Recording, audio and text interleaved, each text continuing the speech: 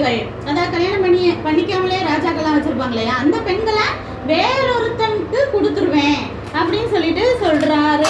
அதே போல இப்போ உடனே பாவ மன்னிப்பு கேட்டதுனால தேவன் என்ன சொல்றாருன்னா, உன் உயிரை எடுக்க மாட்டேன், ஆனா உனக்கும் அந்த பத்சேபாளுக்கும் பிறந்துச்சு இல்லையா ஒரு குழந்தை, அவ கன்சீவ் இருந்தால, அப்ப குழந்தை பிறந்திருக்கும், அந்த குழந்தை வந்து இறந்து போயிரும் அப்படின்னு சொல்லிட்டு சொல்றாரு.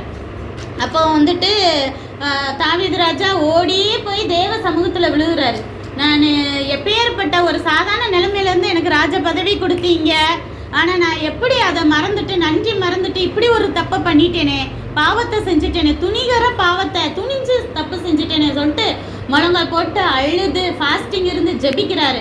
அதே நேரத்தில் அவங்களுக்கு பிறந்த குழந்தை இருக்கு இல்லையா, தாவீது பத்சேபாளுக்கு பிறந்த ஒரு சின்ன பிள்ளை, அந்த பையன் ஆம்பளை பிள்ளை வந்துட்டு ரொம்ப உடம்பு முடியாமல் படுத்த படிக்க அப்படியே கேவலமாக ஆயிட்டானா. அதாவது ரொம்ப முடியலேட்டா, சாப்பிட முடியாமல் மெலிஞ்சு கிழிஞ்சு போய் ரொம்ப அசிங்கமாக இருப்பாங்களே அது மாதிரி ஆயிட்டான். அப்போ ராஜா வந்து தேவ சமூகத்திலே விழுந்து கிடக்கிறாரு, சாப்பிடாம கொள்ளாம.